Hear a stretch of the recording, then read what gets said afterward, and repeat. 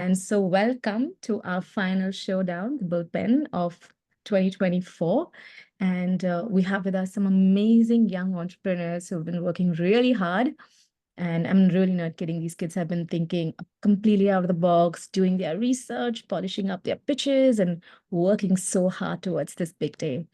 And guys, just for all of you who are participating, I just want you to know this is not just about a competition, but we're so excited that you all have gone through this journey and we're here to cheer you all up. So I know some of you are nervous.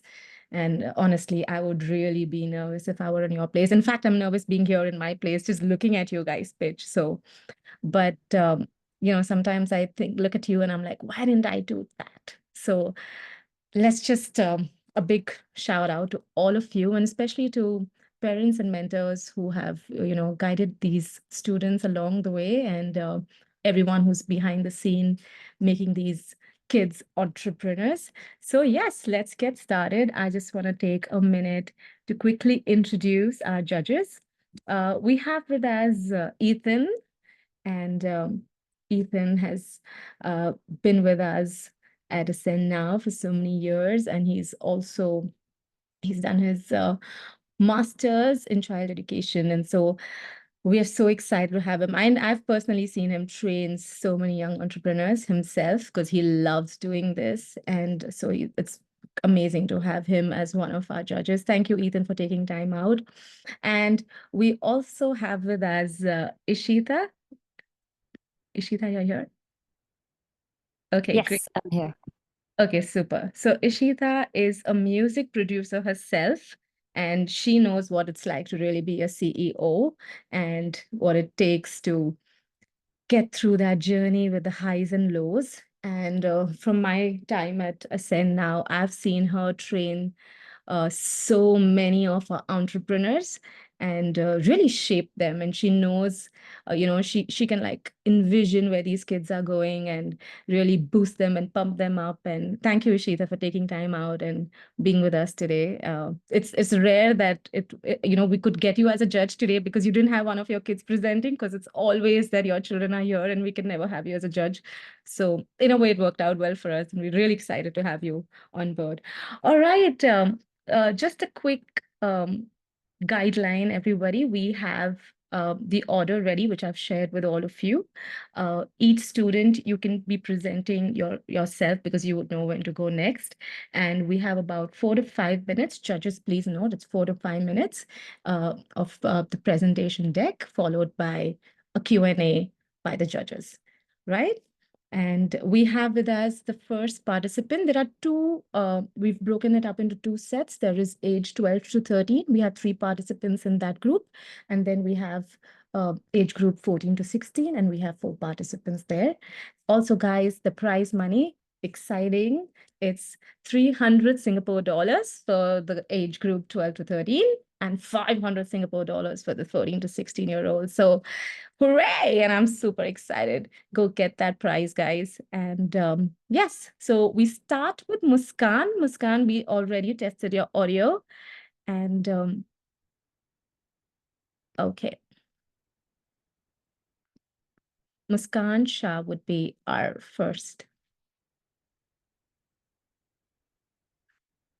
All right, judges, you all have your scoring sheets. And Hello. hi, Muskan. Raring to go. Okay. Muskan, we're good to go. All the best and kill it. Okay.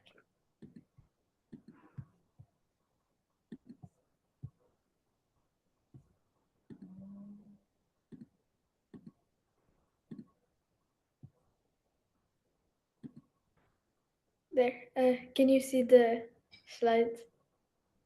Yes, we can, clearly. Okay. Hello. My name is Muskan Shah. I'm a 13-year-old from Dubai. I'm here to share my idea, EcoChew, an organic dog toy business. I own 2 toy poodles named Taco and Tequila, which is why I was inspired to start this business. I aim to create safe and durable toys that all dogs can enjoy.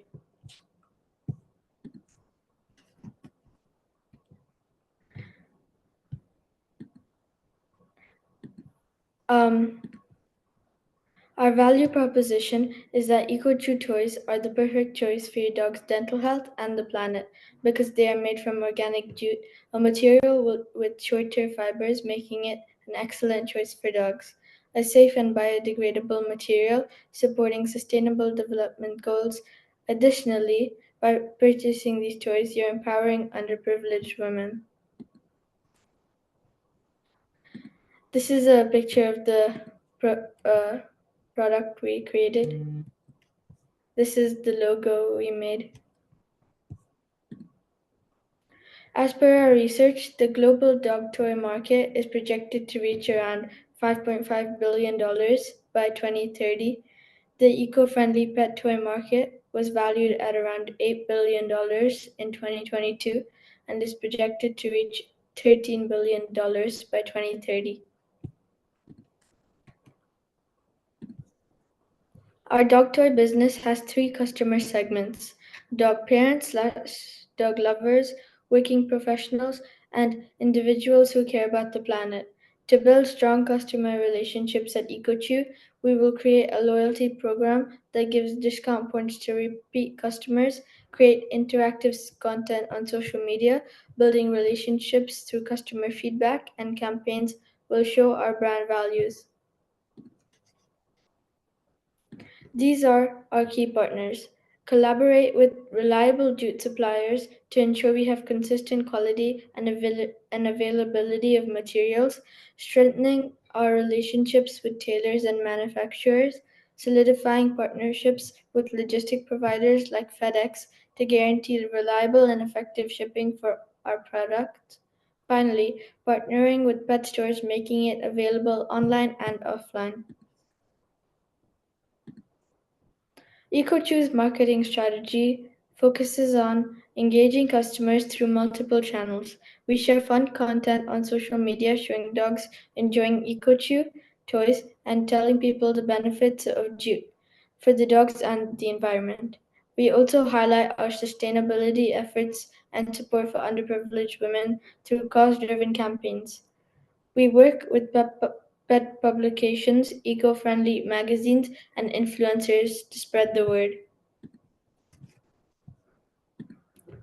We have a value-driven cost-plus pricing strategy wherein we price our EcoChew toys at 40 dirhams. To encourage more sales, we offer deals like buy two get one free. We also have special sales during holidays and festivals, as well as eco-friendly events to attract more customers. This is a breakup of financial analysis for each EcoShoe dog toy. Raw material like jute costs 11 dirhams, the fake bone costs 5, and the labor charges cost 15 dirhams. The total manufacturing cost is 31 dirhams. The profit is 9, and the total selling cost is 40 dirhams. The gross profit margin is 22.5 dirhams, meaning that for every 40 dirhams in sale, 9 dirhams is profit. This is a summary of unit economics, which shows 4 units per month to each break even with 29% ROI.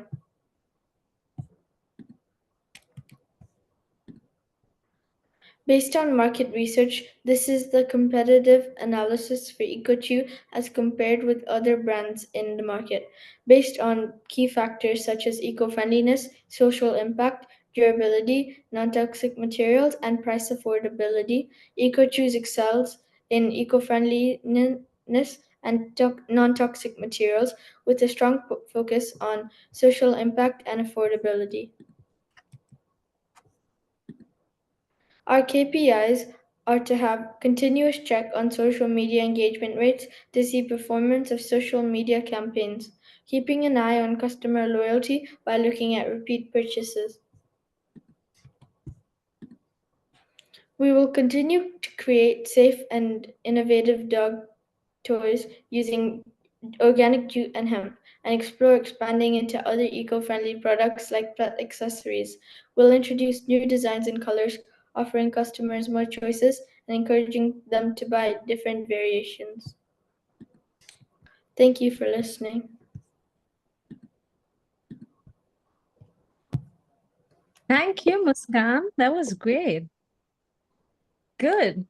Loved it. I was really hoping we could see your dogs because I remember the first time when we were thinking about this idea, we had them we were like, oh, this is why we want to do this. All right, judges, questions. Ishita, we'll start with you. Okay, first of all, Muskan, I loved how your presentation was so detailed. I would say that you've covered a lot of things that a lot of professionals cover, in pitches, like KPIs and all the last slides that you added. That was a really nice touch. I think it's the first time that I've come across those topics being covered in a pitch deck, and it was very crisp, very detailed. All the important things were covered. So great job with that. I would change the order of a few of the slides just so that it flows more naturally.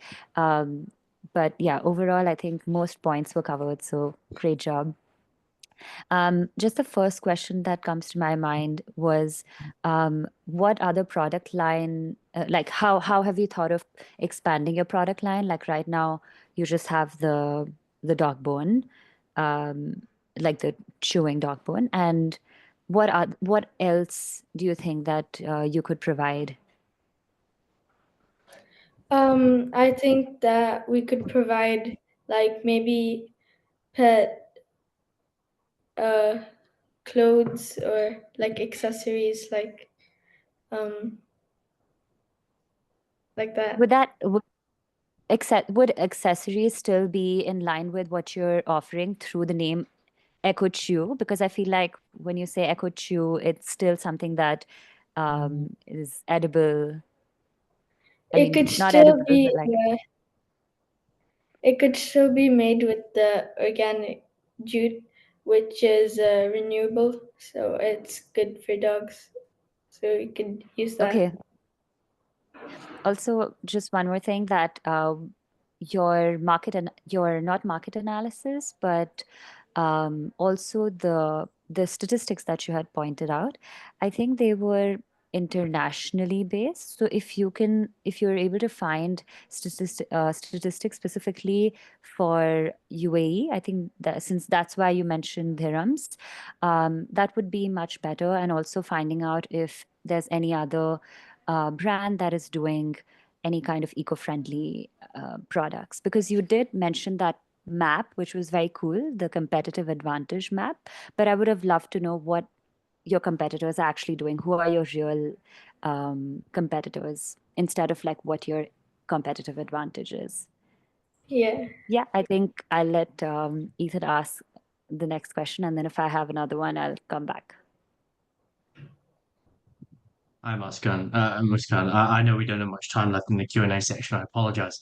There were some really good questions from Ishita there, so I was really enjoying just hearing what it was about. I really must say one of the things that stood out for me, I was really happy to see that you'd calculated your profit for one and return on investments as various other aspects. I think a lot of the time that's missed, and I was really pleased to see that. Can I ask you something related to the pricing as well, though? I know that you said that the labor charges were 15 dirham, I believe. How did you calculate that? The what? The labor charges were So, when you were looking at the cost, like how expensive it was to create a single piece. You mentioned 15 AED for labor cost. Can I just ask, how did you get that? so we actually made the toy, and Nice. when we like took it, the labor charges costed 15. So Okay. Okay. And may I ask, did you make it yourself or did someone make it for you? somebody made it for me. Nice. Okay. Um, when I love that you had it made as well. Sorry, that's really exciting for me. So can I ask you one more thing? What were some of the challenges that you faced when trying to actually have the product made, to have that prototype there and ready? What were some of the challenges you faced? To find the right material that was good for dogs, so, like that was recyclable, renewable, and better. Nice, very cool. All right, I'll pause there for the moment then. Could I just ask, have you tried this on your dogs already? Like, have they used this? I have not. Maybe That'll be the that's next something you can step. add to your What did your presentation. customers think? Yeah. Well done, though. Thank you. I really appreciate it. All right. Great. Thanks, Muskan. That was great. Thank you, judges. And Thank you. yes. And yes, we move on to our next participant. We have Betty.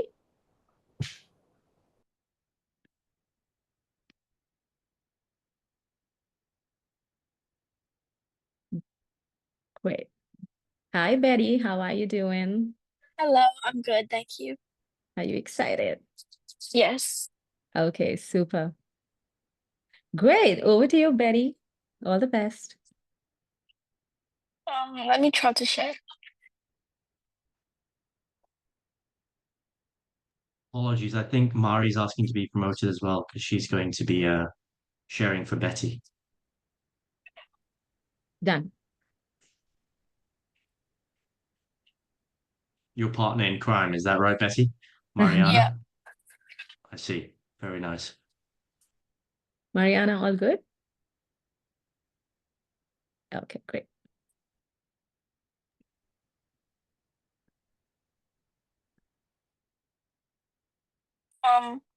The screen is dark black.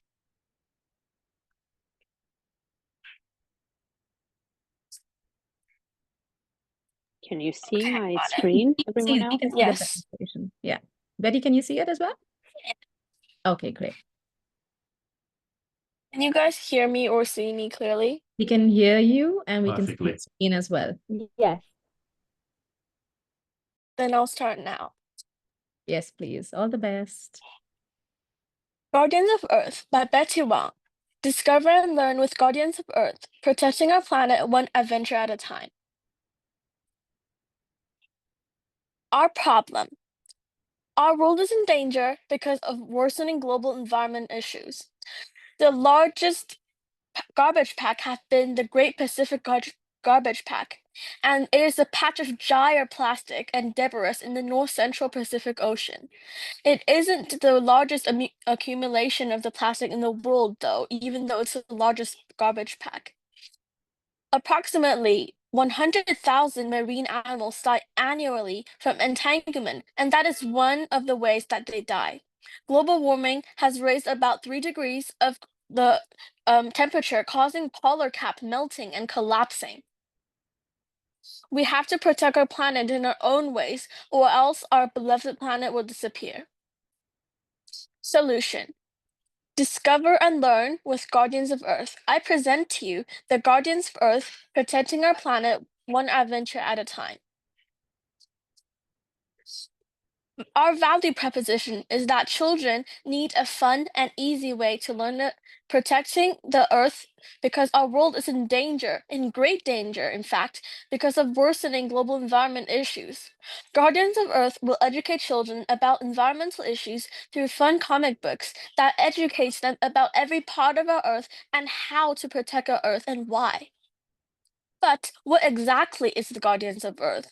Well, the Guardians of Earth is a series of fun comic book designed to teach children ages 6 to 10 about various environmental issues to raise their awareness on protecting our Earth and helping our planet.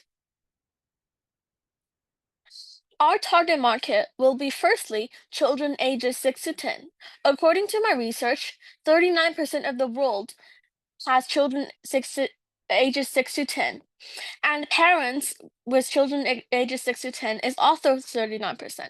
Schools. There is about 180 government school and many public and private schools in Singapore. And that is only Singapore, and not including the world. Libraries. There's about 100 to 120 libraries or bookstores in Singapore. And those libraries or bookstores can all sell or borrow my book. Now I'm moving to the part that investors would like, business strategy or business model canvas. Key partners. My key partners will be printing, sales and distributions, marketing and outreach, or community engagement, sponsors, or website. So I am presenting my own website after I publish my book. Key activities. My key activities will be public fairs or educational comic book fairs or Go e-merchandise. My key resources will be the publisher, my own website, marketing, and print on demand, which is a website that when a customer orders, it prints whatever they orders and then they just sell it or sell it directly to them. We don't need to take it and then sell it to them. My value propositions. Children need a fun and easy way to learn about protecting our Earth because our world is in danger from worsening global environmental issues. My customer relationship will be on social media or email, book reading, or special events and media appearances. Channels. My channels will be website like Amazon, bookstores. My customer segments will be children ages 6 to 10, parents, family, and friends with children in their life, libraries, schools, or bookstores that sell books. Cost and structure. My cost and structure will be building team, printing costs, and websites. And that's the only three that I will be using for cost and structure. Revenue streams, direct sales to parents and children or online and in person, and direct sales to schools, libraries, and bookstores. Bookstores and schools will usually purchase a lot of the book. Revenue model. Now this is a part of my revenue model. First of all, I will sell my book directly to parents and children, both online and in person. And I can also sell it bulk sales to bookstores, sell direct sales to libraries, and direct sales to school. Finally, I will sell my book all the way to other parts of the country and the world online. Marketing strategy. First of all, it will be social media campaigns like TikTok, Instagram, Facebook. And second of all, it will be word of mouth. What is the word of mouth? Word of mouth is actually the spread of words of people. So if I sell this book to this parent like it, and then she will or he will probably spread it to their friends, and then their friends will buy it. They like it, they will spread it too. In person is in book fairs or other activities online or offline. Conclusion. In conclusion, let's discover and learn with Guardians of Earth, protecting our planet one adventure at a time. Thank you for listening. It's time for Q&A. So if you want to ask any questions, you can just ask me. Thank you. Thanks for doing that for me, Betty. That was a great presentation. All right, Ethan, we'll start with you this time. Thank you, Betty. That was really good to listen to. You're clearly a very confident speaker. In terms of how you present yourself and your idea, I really enjoyed that. I'd love to know a couple of things. Can I put a few questions out there for you? Firstly, how did you become interested in this problem? Secondly, um, what you mentioned a range of global issues, like Yeah. you would cover all global issues. What are they, and how did you find out about that? And what is the first comic book going to be about? And yeah, let's go with those two first. Yeah. So, how did you get into this problem in the first place, and then what's the range, and what's your first book, and why did you choose that as your first book? So first of all, I got into this problem because I kind of like the environment and I read a lot of books. So one day I go to the beach and I see so many plastic bags floating on the beach, and then there's cans, there's half-eaten sandwiches, and there's even socks. Can you guess? And there's t-shirts and stuff. So there's used up sunscreen, and then I thought, what happened here? When I was really young like that, and then I found out later in a book that this is called ocean pollution, and then they're polluting the ocean because they're throwing garbage and plastic inside. And then I learned this firstly, and then that's what my first book is going to be. Actually, it's going to be about ocean pollution. That's what people chose for the first book during my market research. So basically, I did this market research during weekends, and it took many weekends to make more than 100 copies of the market research, and then most of them said they will do ocean pollution as the first book. Interesting. Thank you. I really appreciate that. Ishita, all yours. Yes. Um, Thank you for asking that question, Ethan. I actually got a great insight, and that actually makes me want to ask you, Betty, that you just mentioned a book that you created. You did market research by creating a book. Did you show us that prototype? I haven't created the book yet. I'm about to create the book, and then I finished the Oh, market research. So almost 100% of the people that I asked, they said yes, they would like to buy this book. And then now I'm about to create the book. After the bullpen, I'm writing the first copy. great. It's so amazing that you're taking the approach of education is the solution, because that's sort of the long-term way of thinking, and that's great. My main question to you is that in your revenue model, you mentioned that there will be direct sales. Can you give me some more idea about what kind of timeline are we looking at? How much time and efforts and even monetary investment will be required for creating this book in the first place, and then marketing it, getting it to Amazon and all the places that you've planned out? How are you going to do it? Like, I would like to know if you've planned that out as well. So I would first of all publish and write my first book. I would find a publisher and then publish it. And then I would take the book to um, a mass publisher, and then I would let this publisher publish it for me, and then they can edit it, and then they print it. They print it. Maybe I'm going for the countries in Southeast Asia that is quite cheap to print books, and then I'm probably printing a few hundred copies first, and then putting them on Amazon. Amazon is making direct sales to parents, children, and other schools around the world for me. And I can also sell this book directly in person to bookstores, libraries, and schools, or even in my school's book fair. So in my school, there's a book fair every half term, and people just sell their book. They can sell has a second-handed book, and then they can sell new books in the book fair. So if I got the book published, I can sell my book in the book fairs around Singapore, and also in other schools and libraries and bookstores, which I can sell in bulk. And that's Okay. how I'm going to sell my books.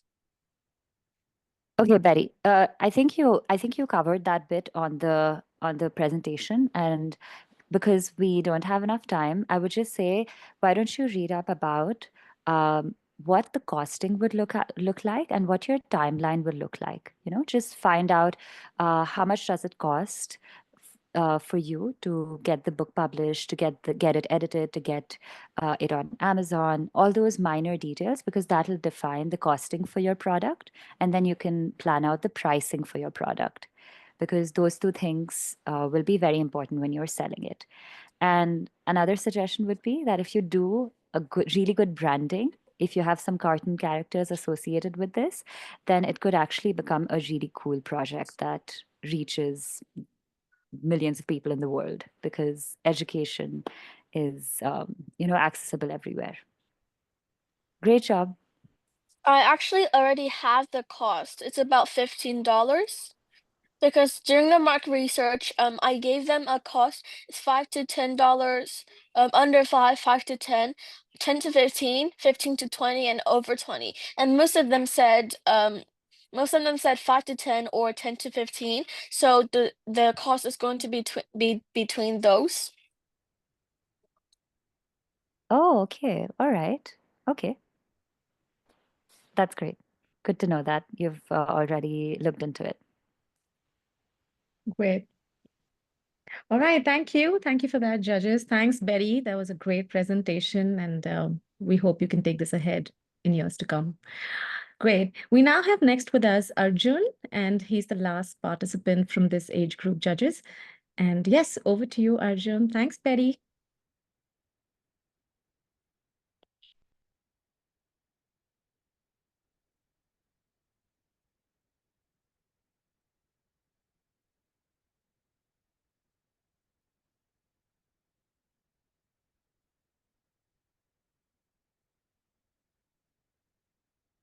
Hi, Arjun. Can you accept? Yeah.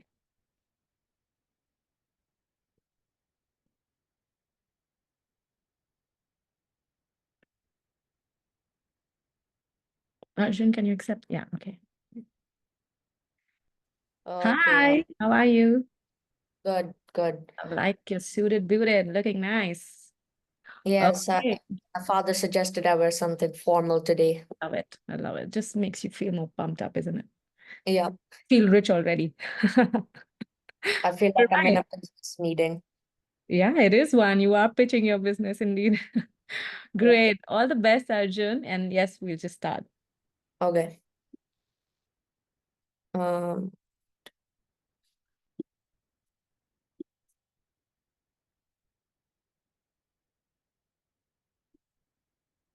wait, I think there's some permission settings. Wait.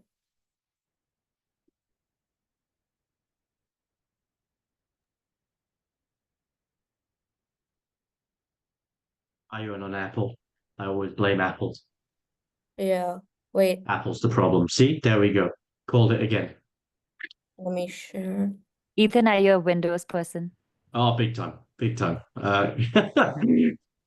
I seem lost when I get on Apple, I must admit. If Wait, anyone can figure out a way to Ah. solve Apple's like interface and all that, you'll make big money. There's a solution if you ever need it. We can see your screen. Yeah. wait, Yeah, now we can. I just need to, And wait, I'm trying to, I can't click on the tab, wait. No Wait, worries. maybe try sharing again. And okay, maybe the whole screen, like the first desktop. yeah, so wait. Share, and then it's asking me to go for a tab, Google Chrome. Just share, just share. Okay, And then open your presentation on your Okay. laptop. Whatever is in your desktop will be Do shared. you want me to present it, Arjun, for you? I would hear if you want. wait, can you guys see my screen? Yeah, we can see it. Yeah, we Okay. can see it. That's Okay, okay, that's my screen, but can you see now? I Right. can see scam detect written on the that screen. was my screen. If you want to try once again, Arjun, you can. Otherwise, I'll go ahead and present it. I have it with me. Just try once more. Okay, Or if the slides are the same, just actually, wait, you can present it I'll for do me, it. I'll yeah. do it. Perfect. Let's get started. Wait. Yeah. I'm gonna start now. So, Okay. hello everybody. My name is Arjun Sharma, and I'm the CEO of Scam Detect AI. Along with my father, Anip Sharma. Next slide. Yeah, so I'm the founder and CEO. Next slide. Yeah. So about us is that my aim or goal is to create a high quality scam email detection AI service to customers. And through this, I hope to create a safer digital world through innovative AI technology like my product, Scam Detect AI. Yeah. So my target market are people who earn income and use online communication platforms like Gmail, Messages, and WhatsApp. And so some shocking facts are that every second last year, $14,000 was lost to scammers globally in 2023. And in this year, it's projected that $55 billion will be lost to scammers globally. And if you compare that to last year, that's $10 billion more. And if you just count another 3 seconds, 1, 2, 3, that's someone's identity has been stolen in the US, because every 3 seconds, a person in the US loses their identity. And so I did a little sample research, sample primary research and 8 people. If you look at the very bottom right, it says that 50% of people are interested in my product, which is AI powered, and 25% are saying maybe. Yeah, next.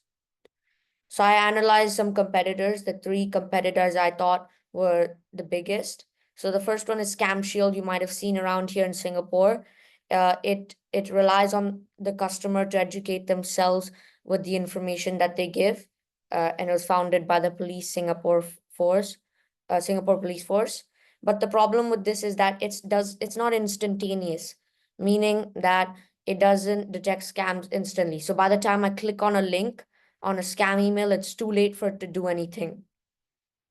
And so the next two are Wait, Secure, and Proofpoint.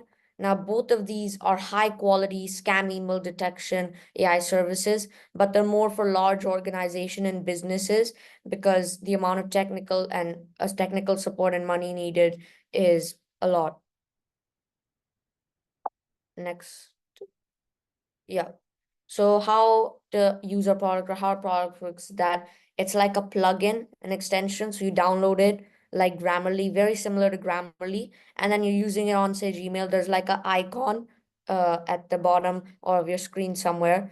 And then whenever you click on an email, it will show a meter, a visual representation that has 3 zones in it.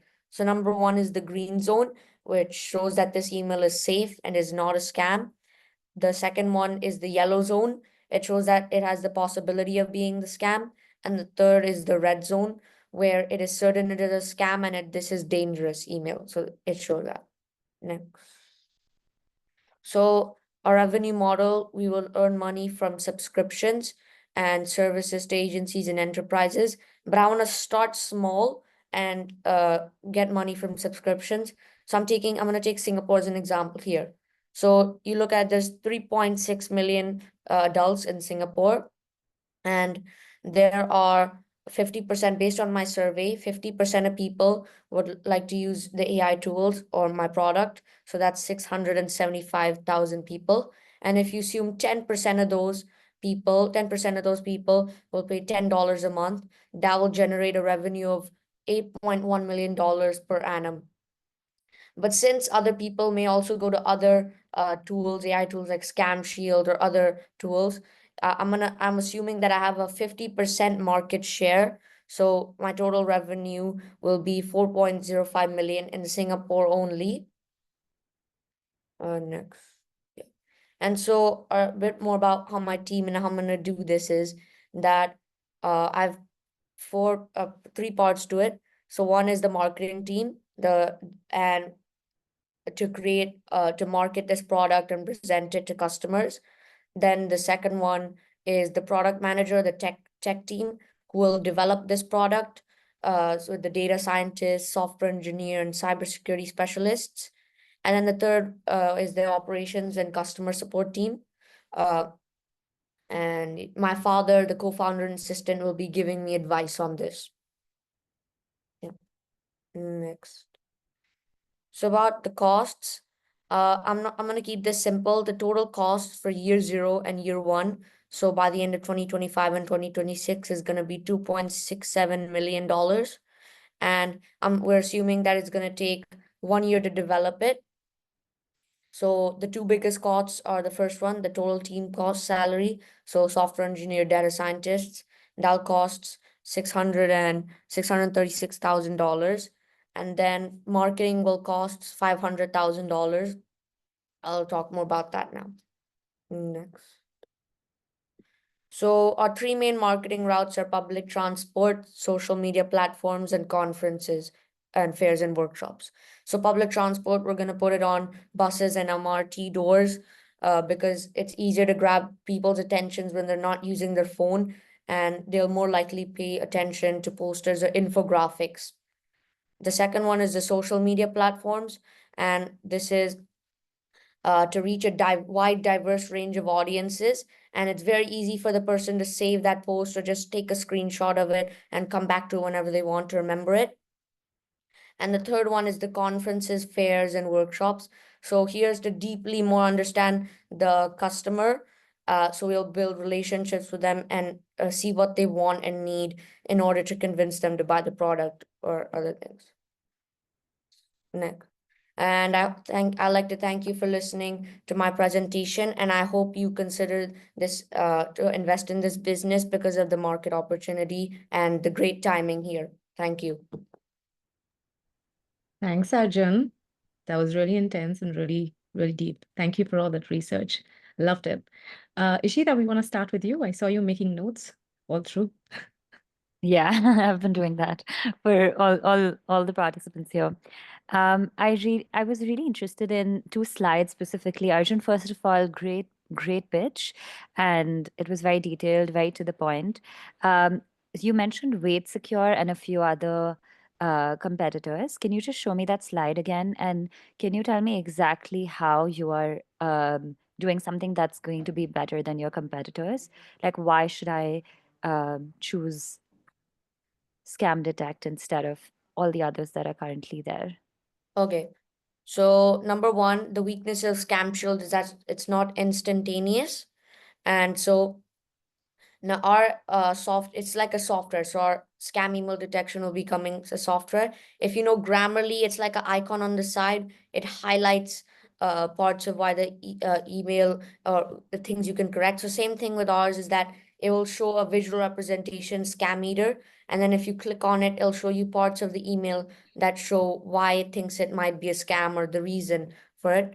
And so that's the weakness of Scam Shield, which it doesn't do. And number two is that the Weight Secure and Proofpoint are both maybe targeted towards large organization and businesses, and our product is targeted more towards individuals. Okay. Okay. But the integration will still be required, right? Like people will still have to give access to their emails to Scam Shield, Yeah, to Scam Detect. yeah.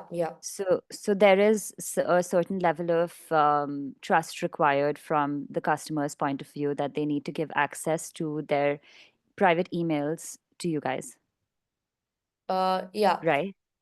I'm thinking Okay. that we can do a setting, like the software, you can turn it off or turn it on whenever you want, like because it's like an extension or plugin. And so we hope to develop that trust over time with our marketing and like in conferences or yeah. Okay. Okay. And you mentioned in your revenue model that you would be able to get X amount of pricing based on the number of people that you can target if you're able to get to all of them. But I didn't see the per person pricing, I think. Like how much is your subscription? It's Okay, $10. 10. Okay. I missed that. And finally, I saw that your investment is very high. And given that this bullpen particularly is providing you a very small amount in comparison, how would you be able to, you mentioned that timing right now, it's the right time to have a product like this. How would you be utilizing the amount that you would be able to get, say, from this bullpen? So I'm thinking of first we need to create the good quality product. We can lower marketing costs and focus on that later, but in order we might cut marketing costs or some way, and we're hoping to join maybe other bullpens or other ways to get funding or money. Okay. I'll let Ethan ask you the next question.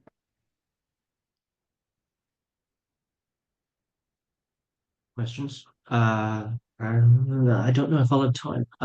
Look, as usual, Arjun, I think I've known you for a little bit as well now. But as usual, just very, very capable. So I really enjoyed that again. I know you've added some things onto that as well from what I've seen in the past as well. I'd love to know what the timeline is in terms of creating it and how many people you might expect on maybe after year one, how many you would hope to have for year two, and that sort of thing. That would be probably based off your marketing and some other ideas, but I was just wondering what your plan is in terms of timeline moving forwards.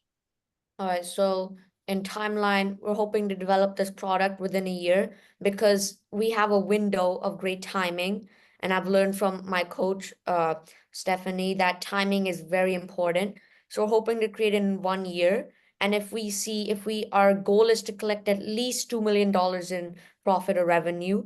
And based on that, we will either scale and we'll decide new features planned out, and we'll decide or consider them integrating them into our product. Fantastic. Thank you. I think that's all we have time for, but I really appreciate it. Good presentation again. Yes, thanks, Arjun, for that.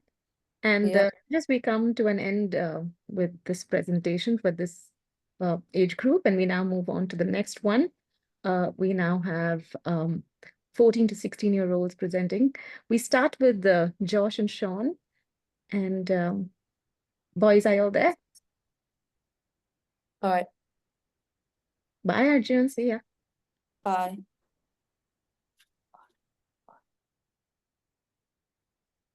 Josh, Arjun, your zones idea was really, really cool.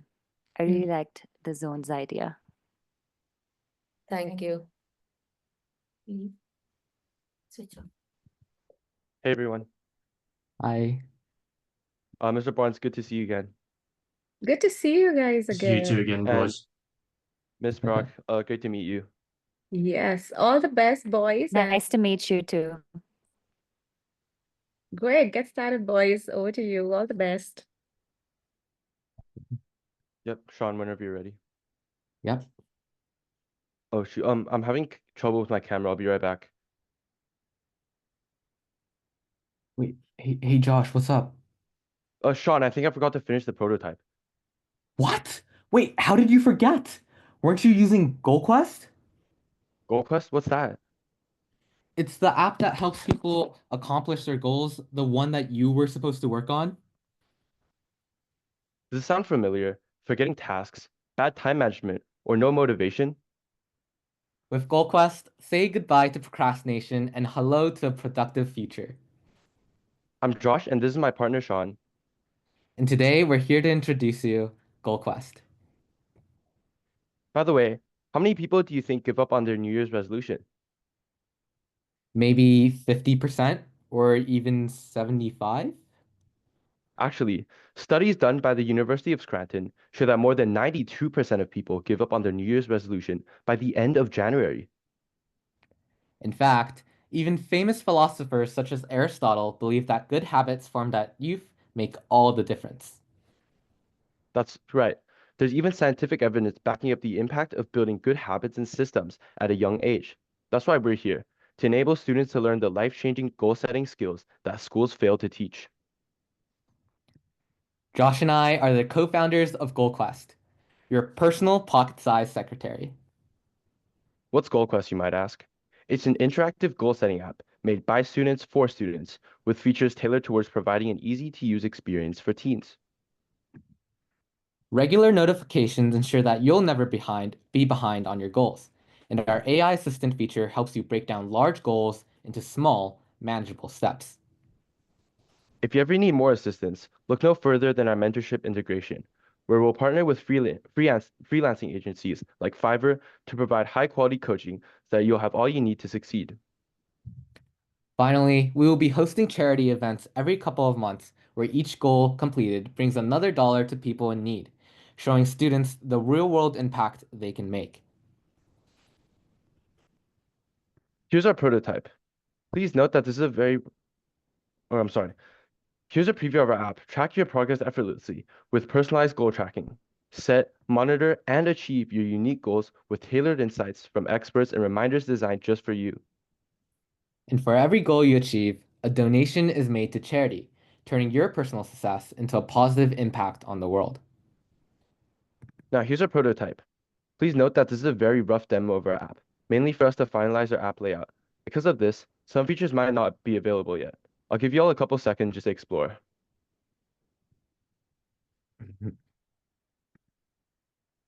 Now, we have three main competitors, each with their own unique selling points. On the left, we have Habit Tracker, an app that focuses on building daily habits like drinking water or meditating. In the middle, Strides is an app quite similar to GoalQuest, focusing on setting goals. However, it also sells itself as a daily planner, and as with Habit Tracker, still focuses a lot on building consistent routines, and is marketed towards an older audience. Finally, Productive is, quote, an app that helps you build positive, life-changing habits. While this also allows you to set goals, it's mainly focused on creating healthy routines, and it doesn't provide the goal-setting features that we have. All three of these competitors lack the focus on setting and achieving goals that we've built our app around, and this allows us to target a generally untapped market, giving us tons of potential for growth. Our ideal customer is an ambitious individual who is somewhere in between the ages of 10 and 30. But we will also be focusing on partnering with schools in order to provide many subscriptions at a discounted rate. As for a business strategy, some key points include our revenue streams, mainly consisting of subscription revenue and advertisements. Our main form of the advertising will be through social media as well as through school magazines. And finally, some key partners include schools, freelancing agencies, and app developers. GoldQuest provides users with a freemium service, which incentivizes users to purchase a subscription in order to unlock premium tools. Basic users will still be able to use GoldQuest, just with limited features and ads. Speaking of ads, we intend to only show banner ads that don't affect the actual usage of GoldQuest. Although this might lower potential profit, we believe that it's a worthwhile sacrifice in spirit to stay true to our mission as well as improve user experience, further incentivizing basic users to stay with GoldQuest and consider a subscription in the future. Furthermore, every new user will be provided with a free 1-month premium trial of GoldQuest, so that all our customers are able to experience all that we have to offer, regardless of their financial situation. And finally, we intend to partner with schools, providing a large amount of subscriptions at a highly discounted rate. This will bring in a large amount of revenue at once and also improve publicity through word of mouth between parents and the educational community. We offer a total of 3 different subscription plans. First, we have our monthly plan, which will cost users $15 per month per person. But for school, we offer a discounted price of just $10 a month. On to our next plan. We have a biannual subscription that costs $10 a month with an upfront payment of $60. For our partners, we drop this price to $42 per person. And finally, our yearly options offer the best value, coming in at just $7 a month, renewing yearly at $84. Patron prices are further discounted, only costing $5 every month, totaling $60 annually. Ever since our success during our first pitch, we've been investing our prize money and have been progressing through our roadmap, developing our MVP as you've tested. Furthermore, we have published our landing page in which users have access to the app. Our next step will be finalizing our app layout and sending it off to app designers in order to get a final product. While this is happening, we'll begin our marketing campaign, looking for schools to partner with, launching a Kickstarter program, and of course, social media advertising. Finally, we'll be launching an app for beta testing, and eventually GoldQuest will be available for everyone to use. Now, here's our revenue projections for the first 6 months after release. We're aiming for just under $800 in revenue, but it's important to note that this number will only increase exponentially as time goes on and we acquire more partners. Thank you for your time and consideration. If you have any feedback or suggestions or are interested in our business, we would love to connect with you after the meeting. Now, let's answer some of your questions. Great. Thank you, guys. You all really got me at that intro once again. I was like, "Oh, do I need to check his setting?" That was amazing.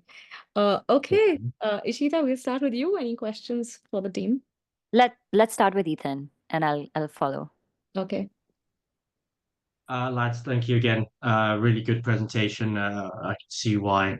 It's a shame I didn't manage to see it in person in Hong Kong, but I wish I had as well.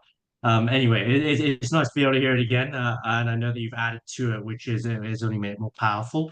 It was great to see the skit come back out and be replicated as well. What I'd like to ask, if it's okay, is what makes you think that schools or how will you best present yourselves to schools? Because obviously business to business sales are wildly different from B2C sales. So you've almost got two different markets there in a sense. So how are you going to position yourself in both of those markets and kind of hit the right selling points for each of them? Yeah, Right. so here in Canada, I'm not sure about the rest of the world, but here in Canada, just yesterday we had a meeting in advisory about setting goals, and all we had was this like kind of crappy Google document where we were just told to write down a SMART goal and then just find some steps for it. Now, schools are shifting more and more towards, setting goals, preparing kids for the future. And I think that instead of using a like kind of schools might want to start shifting to an app where they can more easily keep track of everyone's answers. And that's exactly what we provide. We provide an easy way for schools and students to, see all their goals, see their progress towards the goals, and like follow up on what they want to accomplish. And then looking back, they'll be able to see all the progress they've made, which is very rewarding. And yeah. And to add on to that, our mission is to educate the student holistically. And I know this is kind of a crazy reference, but if you guys have seen Inside Out 2, it yeah, it's a great movie.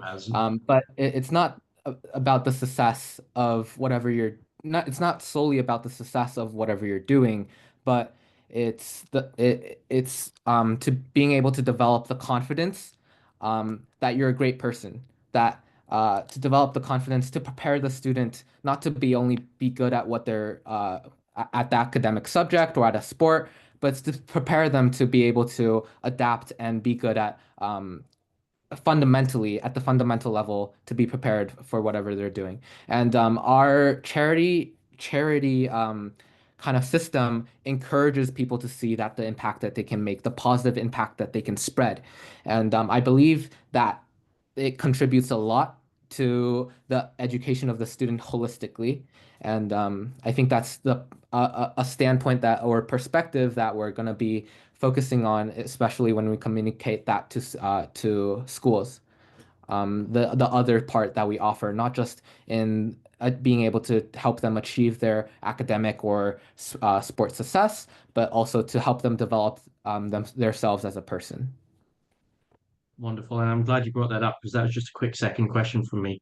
I noticed on your business model canvas you didn't have charity donations as part of your cost structure. I'm just wondering, does that money come from you? Does it come from the student themselves? Like, is there some sort of a monetary thing that they almost give back when they achieve goals, or is that a commitment that you've made to the charities for students or millennials hitting their goals?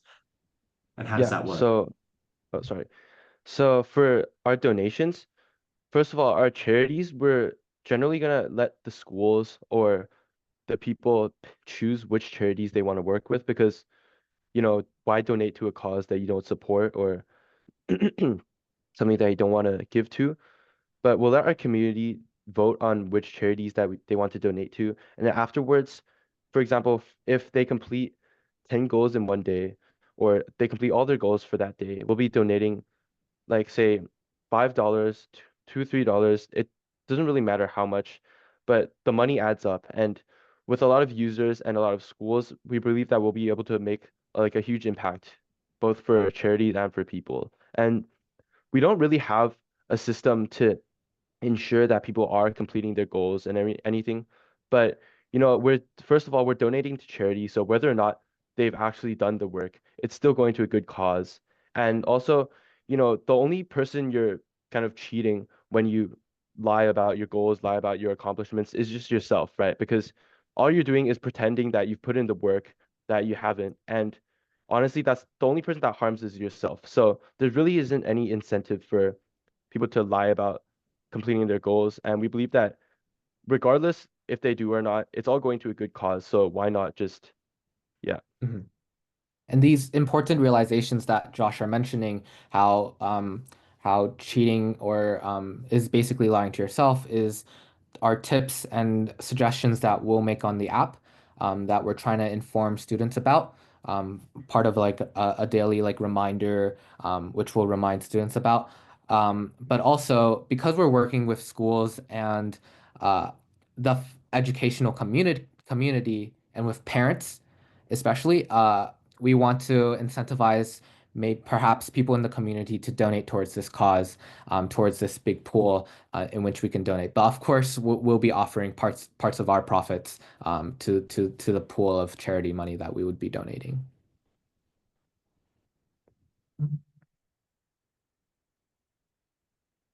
Great. Thank you. Judges, are we good? I wanted to say something. Okay. So So Josh and Sean, very impressive pitch, and the fact that it's December, it's actually great timing if you guys actually see it through within the next month, because then 2025 could be the year you could actually roll it out. I think it's also really impressive that you guys have a proof of concept, and we actually got to see and use the app right now. When you pitched, I tried to add a task, so it's actually looking like a normal app like Google Tasks, for example. So that's great. I have a ton of questions I've noted down. I've taken a screenshot of your email, so I'll probably get in touch with you later, and I'd love to help you. But the AI part of it, are you going to use an LLM? You can just like answer very briefly. Are you going to use an LLM integration to teach the algorithm how to handle queries, etc.? Yeah, we're most likely going to use like ChatGPT or something similar just because of how advanced it is. Okay, because that'll require additional coding and everything. Okay, great. Good luck for this. I think this was really impressive. Yeah. Thank you so much. Much for your feedback and questions. We would love to hear back from you. Yeah, we'd love to connect after the meeting. Yeah, sure. I definitely will. Thanks, Ishita, and thanks, Ethan. Thanks, boys. That was a great Thank presentation. you. All right, Yep. we'll see you soon. We now have the ISP scholars. We have Nathan, Neil, and Pau Pau with us. And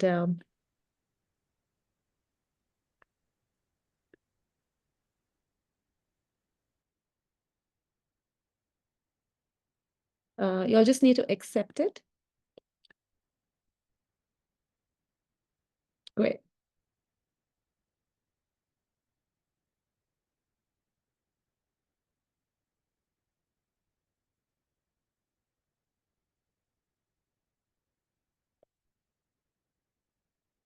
Can you hear me? Yes, we can. Is Nathan here as well, Nathan? Okay, super. Hello, can you hear me? Yes, we can. Okay. I like the background and the white t-shirts. Great. All the best, guys. Over to you.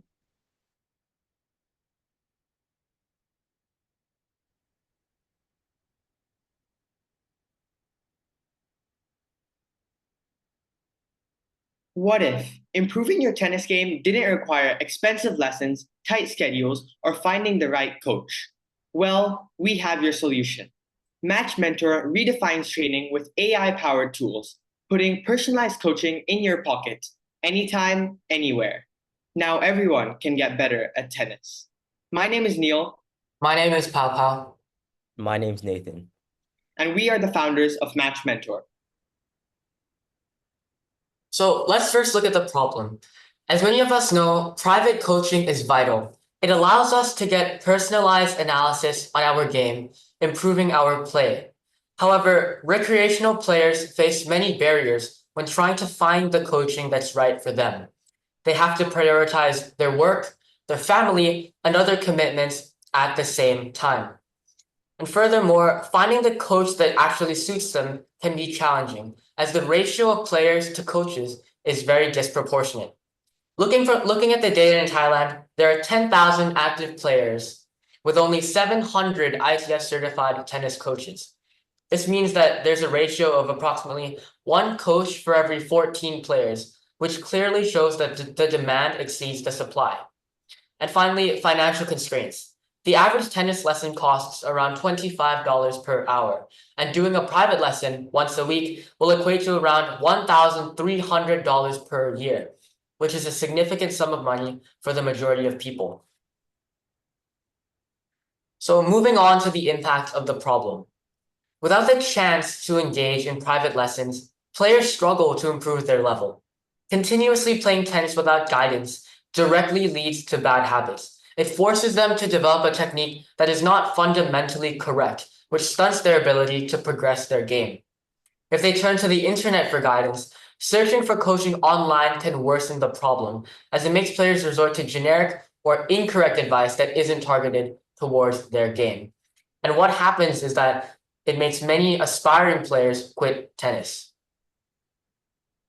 The solution to all these problems is Match Mentor, an innovative AI software that combines a chatbot and advanced video analysis tools to enhance tennis training and coaching.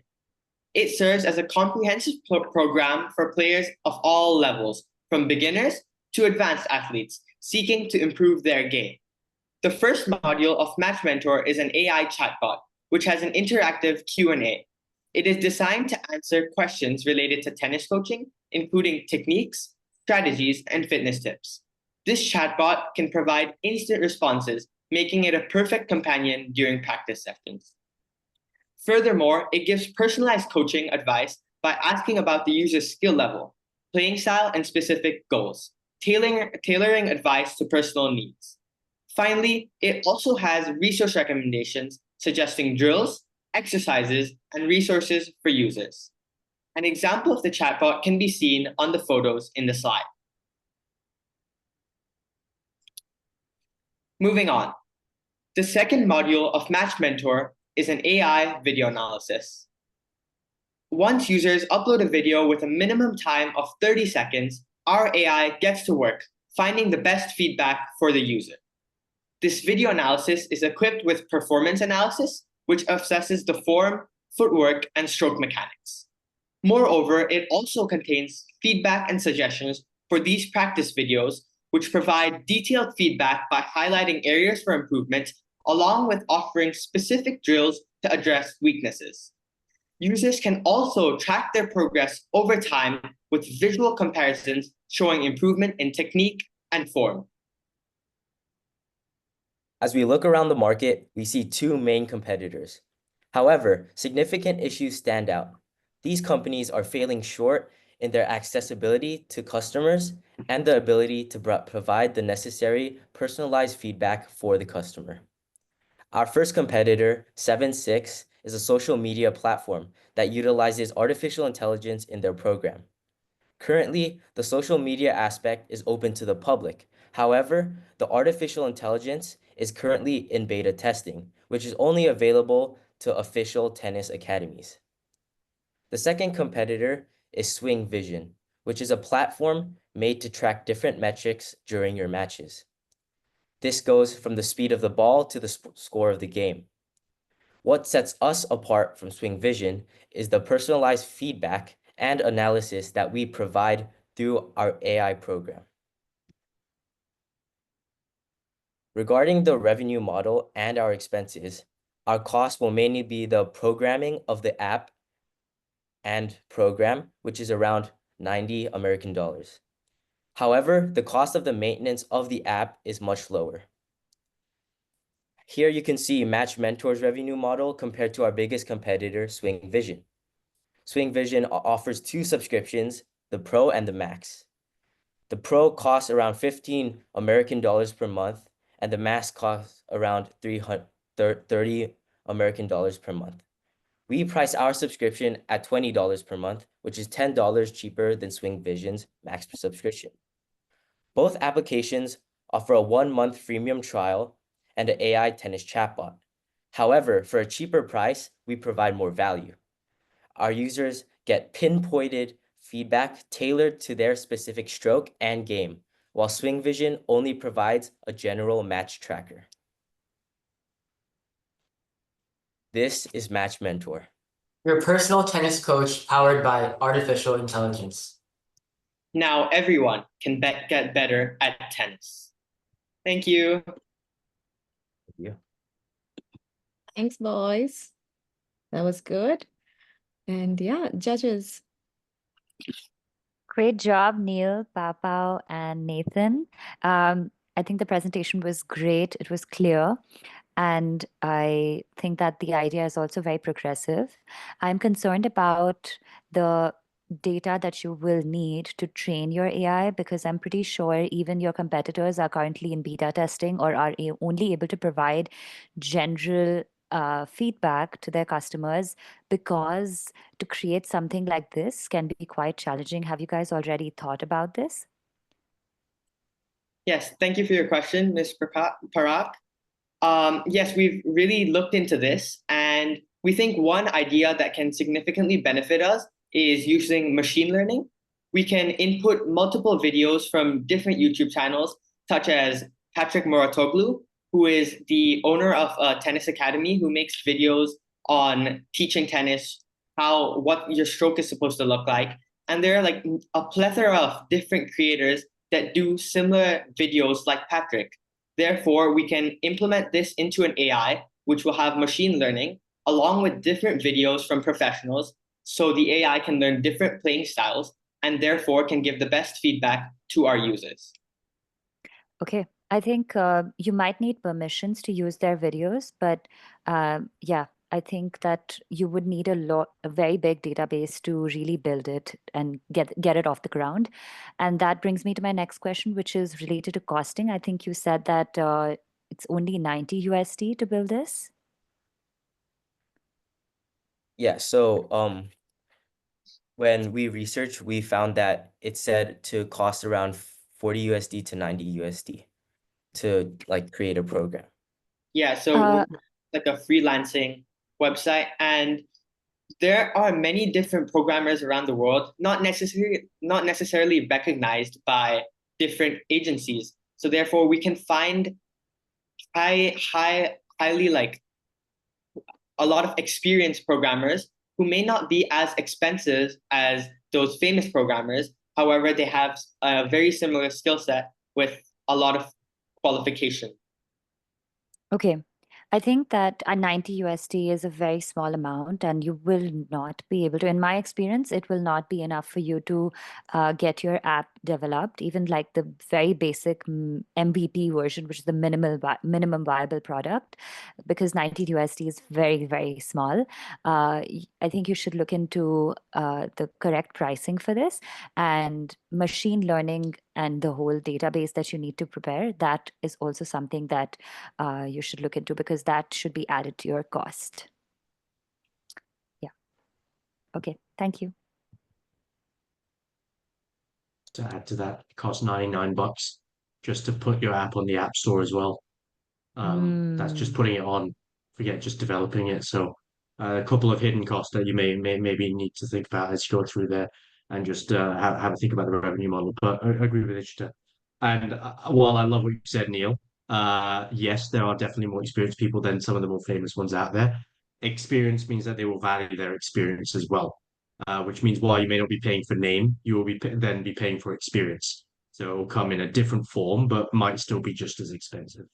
Either way, I would love to know how you would deal with unorthodox techniques such as, okay, this guy's a bit old for your knowledge perhaps, but I used to love watch Soderling play, particularly when he beat Nadal at the French Open way back in the early 2000s. But even if I take a more recent player like Medvedev, his technique is wildly unorthodox just in terms of how he played, but he's still incredibly successful. So how would your AI sort of be able to deal with that in terms of supporting burgeoning tennis players as they come up through the ranks?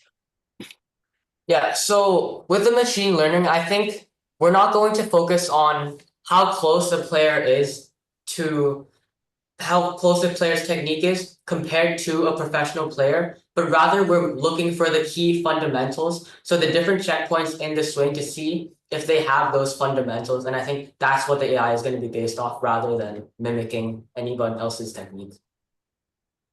Good. I like that. I think it's safe to play with the general techniques rather than think about any outliers. I think that's the right way to do it.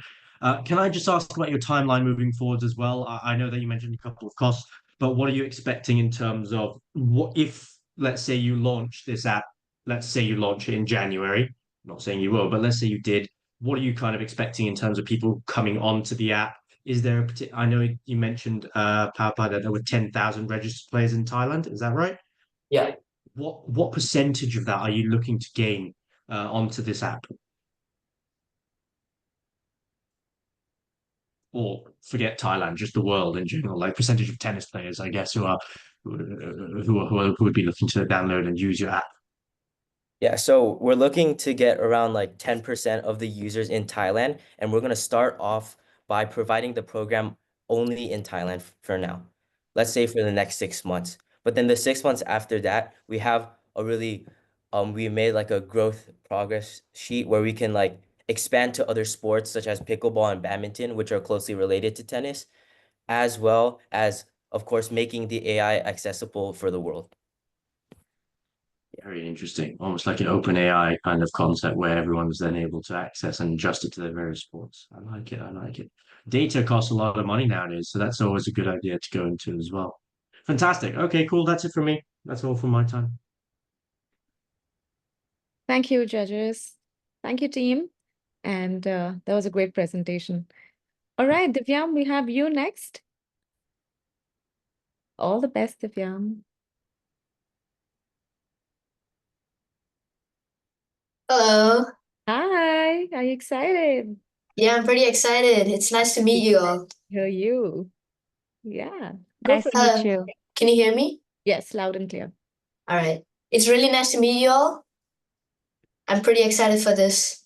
Nice to meet Yes, you. so what we I'm sorry if the presentation seems a bit rushed because I thought we only had like 4 minutes to do it. okay. All right, let me share my screen. Yeah. Hey, can you see my screen? Yes. All right. So, hello everyone. My name is Divyam Joshi, and I'm the founder of Reparel. Over here at Reparel, we weave a better future. Our vision is to create a sustainable future by turning textile waste into valuable and reusable materials. Our mission is to reduce textile waste and promote sustainability by partnering with communities and recycling companies. We convert the unwanted clothes into resources. The problem we are currently facing is that textile waste is rapidly increasing, and recycling solutions are struggling to keep up. Clothing production is a major contributor to carbon emissions and water waste. This causes severe environmental damage. Additionally, synthetic fibers such as polyester and nylon releases harmful pollutants like microplastics that further harm ecosystems and wildlife. A significant barrier to textile recycling is the lack of awareness and infrastructure.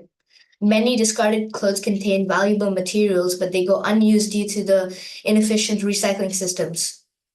Fast fashion exacerbates this issue, encouraging overconsumption and constant disposal of clothes. This not only has environmental consequences, but also economic ones.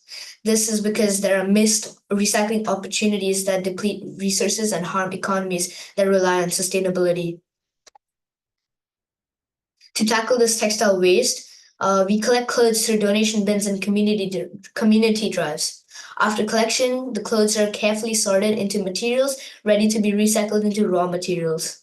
We partner with businesses that are in need of these materials, helping them reduce waste and optimize resources in their production processes.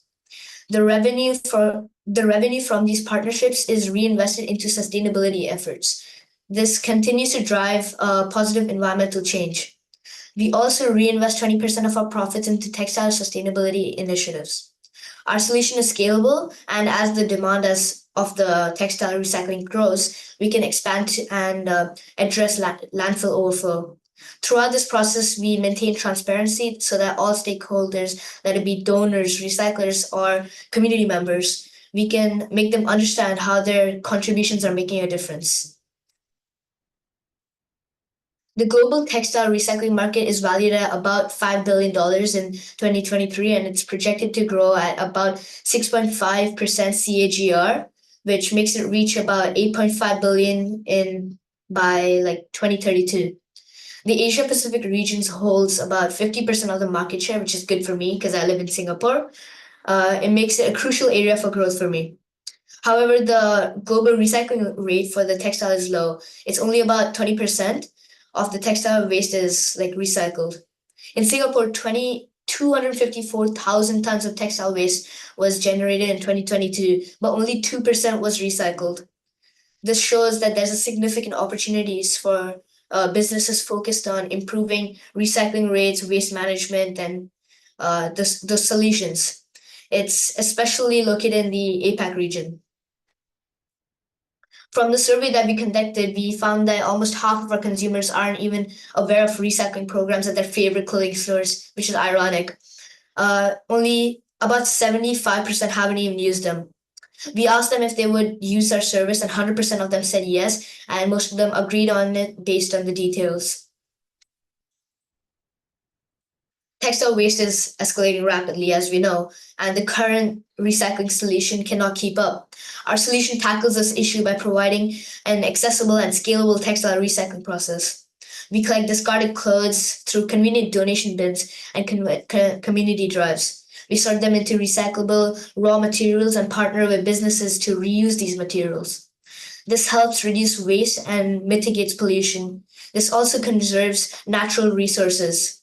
Through reinvestment in sustainability initiatives and transparent operations, we create a positive environmental and economic impact. This addresses a critical need for efficient recycling systems. Reparel generates revenue in multiple ways. First off, by selling textiles as high quality raw materials to business in need of sustainable production inputs. This includes converting collected clothes into reusable fibers and fabrics. And secondly, we also partner with these companies to sponsor collection bins and promotional campaigns. This can also boost our awareness and increase donations. Lastly, Reparel also taps into grants and funding from government bodies and private organizations such as yourself to commit to our environmental impact. This ensures the sustainable growth and the ability to expand our operation. Reparel stands out in the textile recycling industry through several key advantages. We make recycling accessible by placing donation bins in convenient locations like schools and malls, while also actively educating communities on the benefits of textile recycling. Unlike brands like H&M, which limit bin placement to select stores, Reparel ensures that everyone can participate. Additionally, we provide full transparency on how donations can be used, giving stakeholders clear visibility in the recycling process. In contrast to brands like Levi's, which are often less transparent. Reparel also focuses on converting textiles into raw materials for businesses, unlike programs like Nike's Rusa shoe, which are product specific. Our adaptable and scalable model allows for faster growth compared to competitors like ICO, who rely on fixed partnerships. This enables us to expand across various locations more quickly. The revenue opportunity for Reparel lies in selling recycled textiles at about 50 cents per kilogram, according to H&M's website, and we also email them to make sure. By maintaining these costs under 25 cents per kilogram, we can achieve a 50% profit margin, which is quite exceptional. This pricing model allows us to generate significant revenue while keeping operations efficient. For example, in our initial week of operation, we collected 233 pieces of clothing. This was about 23 kilograms of clothes. And if we scale this up to 50 locations, we could potentially collect like 1,150 kilograms of textiles per week. At the current price of 50 cents per kilogram, this could give us about $2,300 per month in revenue. Looking ahead, there's substantial potential for expanding our collection bins to malls, residential areas, and corporate sites. This could significantly increase the volume of clothing collected, and this will also boost our revenue. Additionally, the growing demand for recycled textiles presents opportunities like regional and international expansion. With the textile recycling market projected to grow over the next decade, we have a unique chance to scale operations up and meet this rising demand. This is what we've done so far. I said this is the first week of launching, and let's see if I can play this video for you guys. Can you see the video? So this was within the first 3 days of launching, and we already gained about 100 pieces of clothing, and this was limited to our school. This is only 2 boxes. So I'd say this is a big win for us, as we needed like a demo, and this is just like a proof of concept. So thank you. Any questions? Great, Divyam, I loved it. Just nice to have a proof of concept there, and I can't believe it's just been the first week and you've got 100 thus far, and so much more to go. Love the sustainability angle to all of it, and truly the need of the hour. I'll pass it over to the judges. Ethan, you want to go first? Sure. I'll only ask a couple just because I'm aware of the time. Let's say out of those, I know you said 233 after a week that you collected. I Yeah. think that's incredible that you've actually gone out there and done it. Because initially, one of my questions was, have you asked, other people who have tried to put bins out there how much these are actually used in Singapore as well? And Actually, yes, I have asked. There's this company called Coop around Singapore. mhm. I researched into how how their business works, and they collect clothes from HDBs, and they turn like the recycled clothes and into like stuffing for different teddy bears, Mm. pillows, things like that. And so I think this is a big market for us, and it's expected to grow a lot in the next couple of years. Very cool. So I guess I have two quick questions. Out of all the clothes that you collected, what percentage of them would be reusable textiles? Because I know you mentioned you'd separate it into like raw materials and various other bits. So what percentage can be reused and then sold at that 50 cents per kilo? And then what sort of businesses would you be selling these materials to? And have you contacted any of them already? Yes, so it's surprising that you almost 100% of our clothing is reusable. So we segregate them according to materials. So it's woolen, there's linen, there's polyester. So it depends on our client's specifications. And when you said that if we ever contacted any companies, we've contacted Zara's, not Zara's, we've contacted companies like Zara, Uniqlo, Mango, H&M, but so far we've only gotten a response from Zara, and but they said that this would be pretty good for them if we can show like mass production of clothes, like gaining of clothes. So yeah. Very cool. Thank you, Divyam. Really appreciate the presentation. Really big problem to be solving. Thank you. Divyam, great presentation. I have a few things to suggest and one thing to ask. But going ahead with what Ethan just mentioned, I think that addressing and reaching out to companies like Zara or Uniqlo would be probably not the first step that you should take. Maybe try to look for manufacturing units that can take the clothing that you're giving them as raw material, and then they can sort of give it ahead when they've made the products to these bigger brands. Because you are two steps before, your service is two steps before the final product, because you're not making the product, right? Yeah, we're not. We're just like a middleman. Yeah, exactly. So maybe look for manufacturing units instead. People who are doing B2B businesses, that will be your target audience. Okay, sure, we can try that. I just wanted to ask you judges a question. Have you guys ever gone to like an H&M or Uniqlo? Have you guys ever seen like collection bins over there? No, actually. You haven't? I was in Well, Uniqlo a couple of days ago. No, I yeah, didn't see any.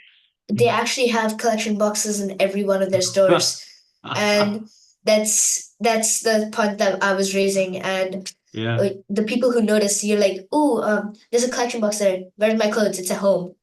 But when people come to Right. shops to like buy clothes, they don't look for, they don't say like, oh, I'm going to a shop to buy clothes. Let me just drop off my clothes there. That's not their first instance. Got So it. yeah. Yeah. And I had one question that have you understood the science behind the recycling, or is that something that you are not handling and you're just going to outsource that? Currently, we're not handling the like how the clothes are recycling. We're just going to be providing the clothes for recycling. We're just like selling the clothes to them, if that's what you mean. And have you considered having a percentage for donation to the underprivileged and a percentage that you could recycle, or We purely get it we recycled? actually did.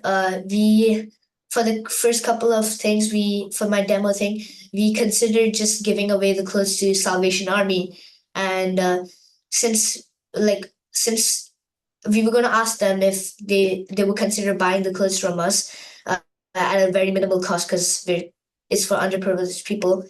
Um, like they still haven't responded, but that was one of our options. Okay, great. Thank Thank you. you. Thank you so much. Great.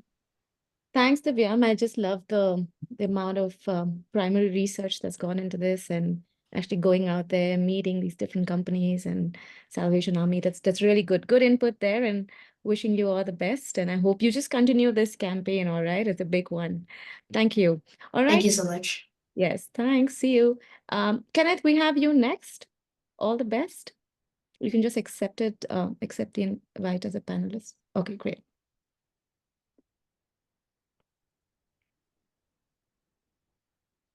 Judges, this is our last one from this group. And I'm just looking into your score sheets as well. Yes, hello. Hey, Kenneth. Evening, Kenneth. Are you set? Yeah. Great. All the best, and over to you. Can you see it? Yes, we can. Thanks. Okay. So, I've noticed a problem with many of the tutors in Indonesia, which is where I actually live. And in this case specifically, Indonesian tutors which teach Mandarin. You see, most of the time, they lack the quality or are simply too inexperienced to properly structure their lessons. And that led to me really struggling in Mandarin. I always get pretty high grades, so seeing that D in my report card really hurt. So what do you think I did? Of course, I tried searching for a native Chinese tutor. Then my grades skyrocketed into an A+, and I lived happily ever after. That's what I wished I could say, but I just couldn't find a native Chinese tutor. And this isn't just my story. This is the story of many other people struggling to find a native Chinese tutor. So I wondered, why? And I figured that out. It's because most tutors are really only found through word of mouth. This leads to a major decline in cross-country tutoring and makes it kind of hard for new tutors to get their name out, even though many teachers are willing to teach more for more money. So I've come up with a solution. A platform which connects tutors and students, focusing primarily on Indonesia and international programs, but expanding towards more as our platform gains traction. But this has been done multiple times before. Why are we different? First of all, is our much lower commission fees than competitors, which at first glance may not seem to be a compelling USP, but once you look at competitors such as Preply with their 33% commission fees, you may realize that that could be unaffordable for a lot of people in Indonesia and other less fortunate countries. Secondly is our variety. Preply is about languages, Udemy is about video courses, but we will give the tutors and students freedom in what they want, whether that be math lessons, a private session, or a bigger class for cheaper. Thirdly is the guarantee that payment will be given for both parties, being the money for the tutor and the lesson itself for the student. Lastly are some other additional features, such as a more comprehensive review system and a friend system, which you can ask about if you want to know more. Next up is the customer process, which is just really simple. The customer will realize that their tutor is lacking or need a new tutor, then they'll search for tutors. They'll look between us and competitors, and if they choose us, then they'll filter through the tutors for specific characteristics, such as what language they speak, and finally, choose a time they want to meet. This is the business model canvas, and well, our main revenue sources will be commission fees and ads. And as you can see in the customer relationship, we'll have a loyalty program for the tutors, where the more hours of our revenue they've generated, they'll be given rewards as a milestone system, such as profit sharing or other small rewards, such as a point system. And I'll go further into that during the commission. As you can see, our target customer will be both mid to high income parents who want to help out their kid and children who prioritize their education and take initiative in finding a good tutor by themselves. But how are we actually going to make money? Well, we're going to take a commission from the tutors of 15 to 10% based on how many hours they've worked with us. And we're going to add a small commission fee to that based on the ratings for the previous month. Our estimated costs are website creation at $15,000, website maintenance at $3,000 per month, and CRM for around $75 per month. But you may notice that there aren't any advertising costs, and this because of how we're gonna advertise at the start. You see, I saw a pattern that occurred repeatedly in our school group chats, and that's the fact that our counselor always promotes educational material, be it internships, summer schools, competitions. So I had an idea.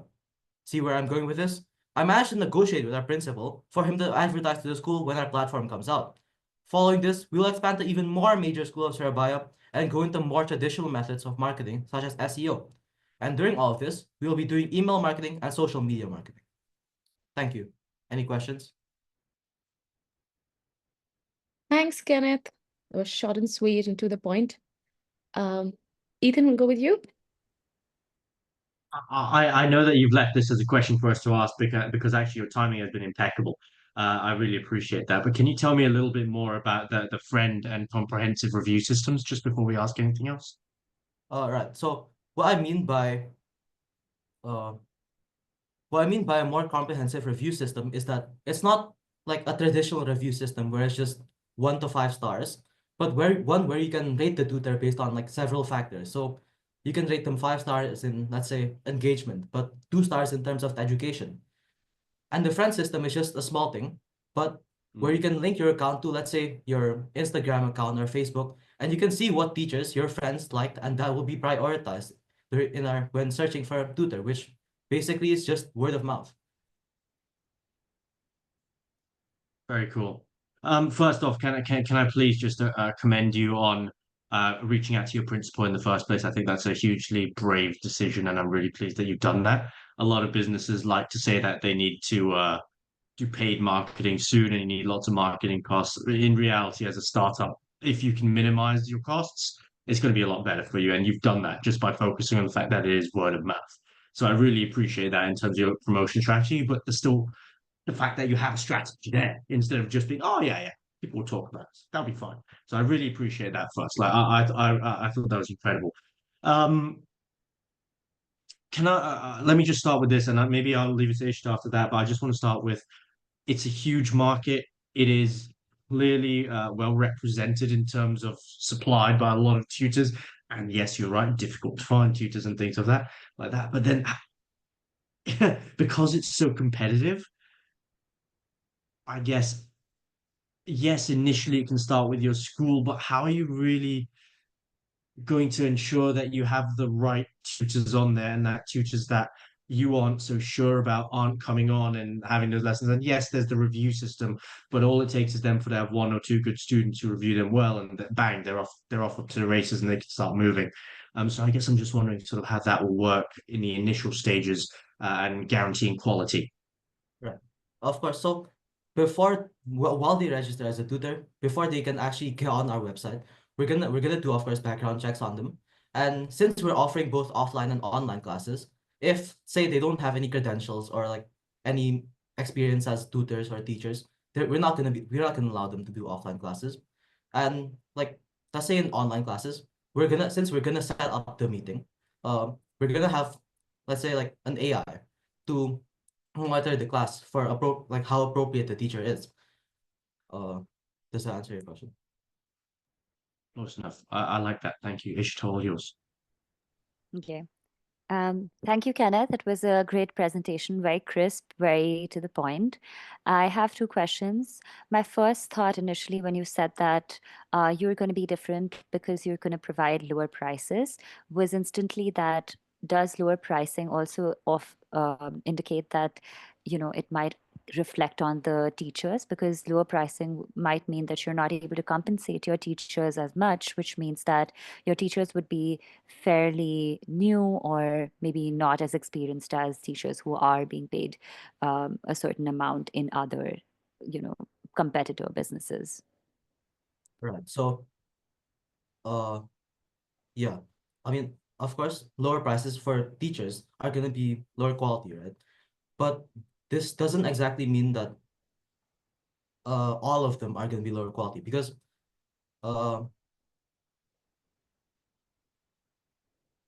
It's okay. It's just Right. something for you to think about. I think that might be a point that you might want to work on, and just see how you can have maybe 2 different options for your students. Maybe there could be a more expensive option, there can be a cheaper option, something like that. Maybe, right? Maybe So- group lesson could be more valuable. Right? Yeah. So since we know them, like the areas such as like Western society, like America, those markets are already taken by a lot of different competitors. We're planning on taking the market where for lower income people who are lower income, which from what I've seen haven't been taken, since if you check something like pre-ply, which is for languages, all of the tutors are very expensive, and a lot of people in Indonesia, which are usually more lower income, just can't afford them. Yeah. I understand where you're coming from. Your target audience will differ, and therefore your teachers will differ that way. Okay, and one last thing. I think that there is some research required on your part on how your competitors are working, basically, because I feel like there's still a lot for you to understand about how edtech businesses are currently working. Like Ethan also said, it's a very saturated and often growing market. You know, there are new education companies coming every day. So just for you to read further about, it was great that you actually did some primary research with your principal, but I think you should also do some secondary research, see how other businesses are operating and how you could be better than them. Yeah, this is just a piece of advice. I think that research is where you could do some more work. Yeah. Great. Thank you. Thanks, judges, and thanks, Kenneth.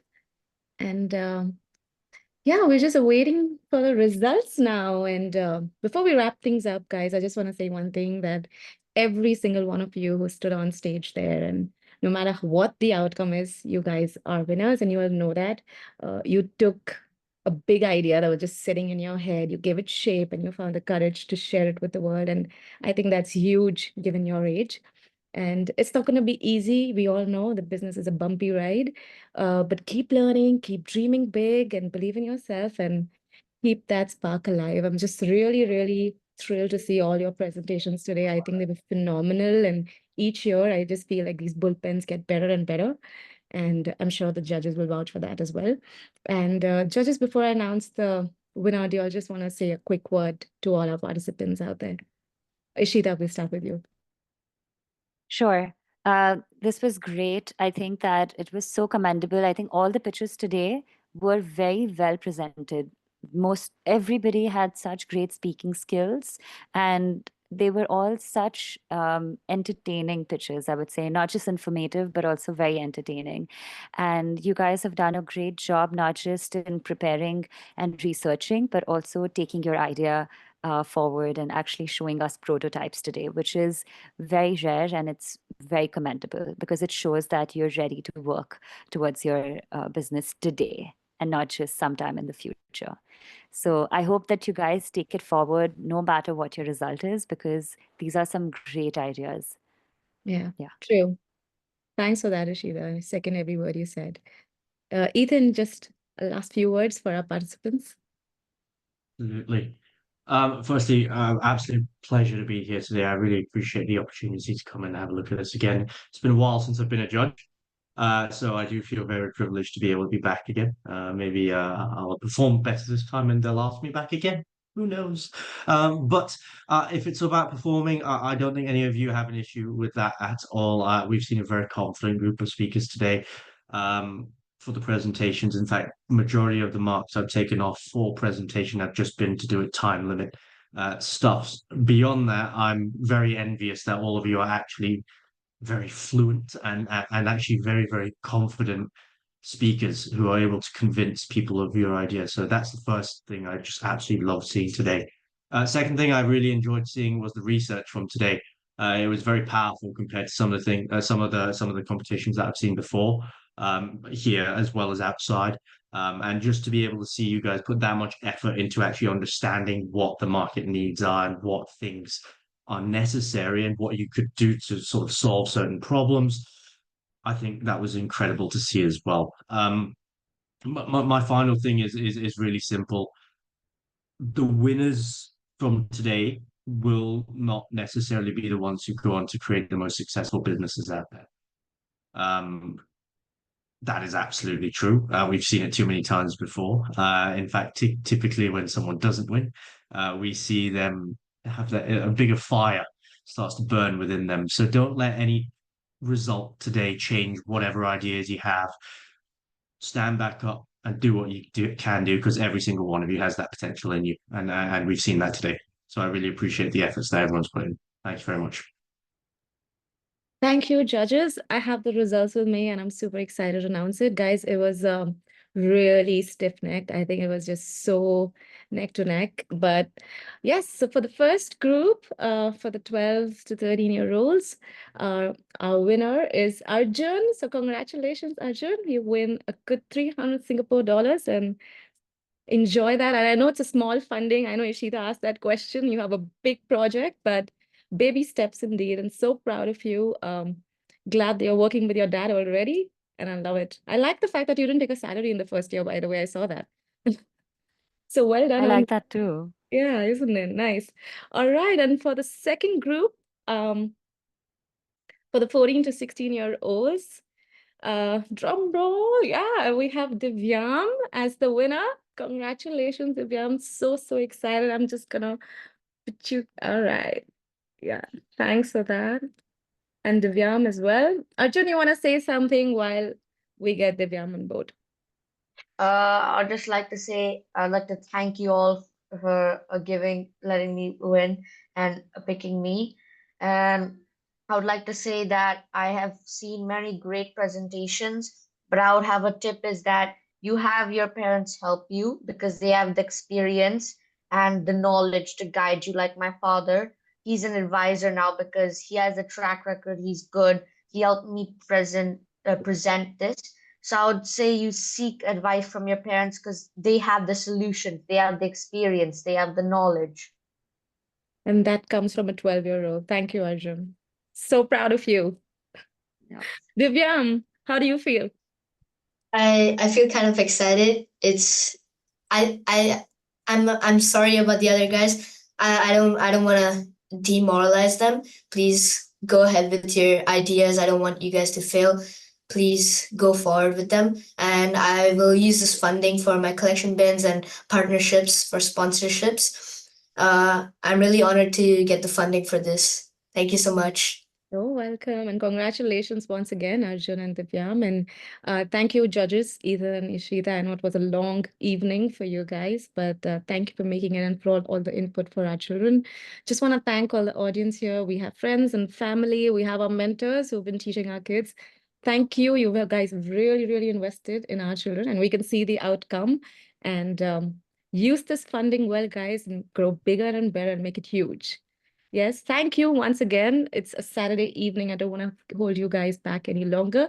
Have a good night and thank you. Bye. Well done to everyone and good night. Thank you, Take everyone. care. Good luck. Yeah. Bye-bye. Bye. But